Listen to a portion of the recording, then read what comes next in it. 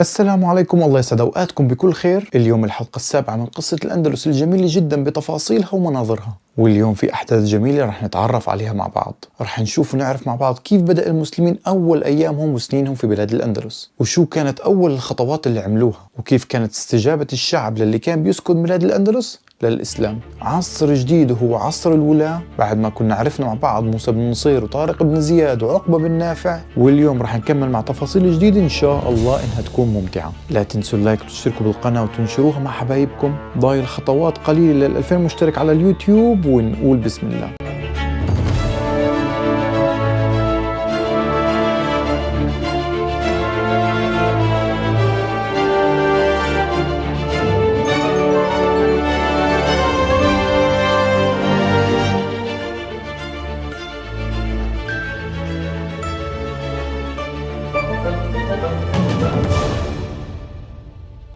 إذا بدأ عصر الولاة في الأندلس واللي استمر ل 42 سنة، منهم 27 سنة بحالة صعود وعظمة، و15 سنة ما كانت كتير جيدة. ال 42 سنة بدأوا من عام 95 ل 138 هجرية، وكان أول والي هو عبد العزيز بن موسى بن النصير، والولاية يعني الحكم بيتولاه رجل يتبع الحاكم العام للمسلمين، وهو الخليفة الأموي الموجود في دمشق. وهون في نقطة بالبداية لازم نوقف عندها. موسى بن النصير عرفنا أنه تم عزله ورجعوه على دمشق زي ما كنا حكينا بهاي التفاصيل.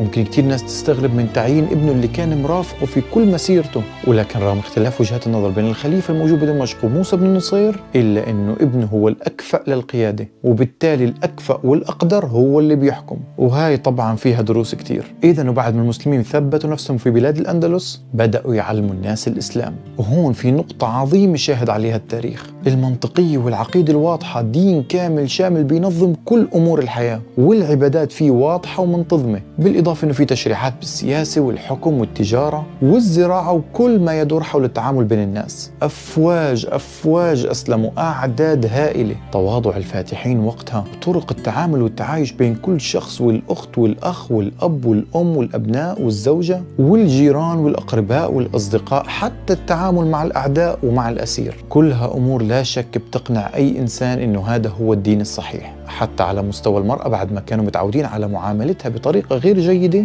وتهميشها والنظرة السيئة إلها، وجدوا بالإسلام رفع المرأة وتكريمها بكل الطرق الممكنة، وكانت هاي بداية انتشار الإسلام في بلاد الأندلس. طيب السؤال لازم نسأله، بما أنهم انبهروا بروعة الإسلام، هم كيف كانوا عايشين قبل وليش لهالدرجة حبوا الإسلام؟ كنت تكلمت بالحلقة الثانية من هاي السلسلة على حال أوروبا قبل الفتح، أمور غريبة وعجيبة ومعتقدات ما بتدخل العقل. رابط الحلقة موجود ومثبت في التعليق الأول.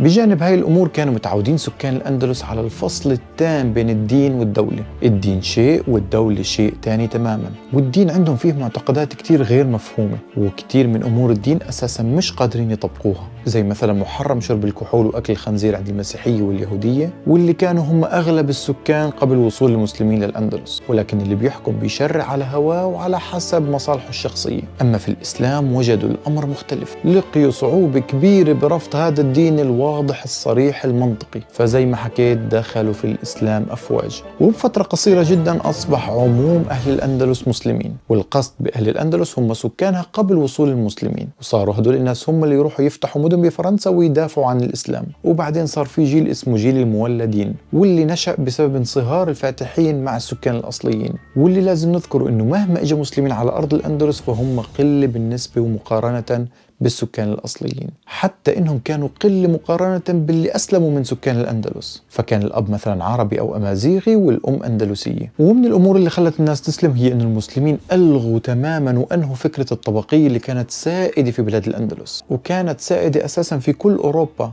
الإسلام إجا وساوى بين كل الناس، الحاكم والمحكوم بيتواجهوا في قاعة المحكمة. هذا الموضوع كان عجيب جدا بالنسبة للأوروبي. أنا ممكن بيوم من الأيام تصير هيك مكانتي، كان شيء عظيم جدا بالنسبة لهم. وكان في حرية عقائدية، يعني الكنائس حولت لمساجد بالموافقة، ومش موافقة بس، كانت بالبيع، يعني المسلمين بيدفعوا للمسيحيين مقابل شراء الكنيسة وتحويلها إلى مسجد. الأسعار كانت مرتفعة جدا، وإن رفضوا البيع كانت تبقى كنيسة. والناس مش كلها زي بعض، كانوا يسلموا على فترات ومواقف معينة كانت تخليهم يسلموا. واللي ما أسلم من كل المواقف اللي صارت بدأ ينبهر بالتأسيس الحضاري اللي صار. يعني الفلوس والعمار والمجد والشوارع المرتبة والأكل الكويس مش حكر على الحاكم وأهله أبدا، بدأ البناء يصير للجميع. ولهذه الحضارة الإسلامية لليوم موجود أثرها بإقليم الأندلس بإسبانيا. اليوم إقليم الأندلس هو جنوب إسبانيا اللي بيضم قرطبة وغرناطة وملقا وإشبيلية وغيرهم. لكن وقتها كانت كل إسبانيا والبرتغال هي بلاد الأندلس زي ما حكيت بالحلقات السابقة، وكانت تسمى أيضا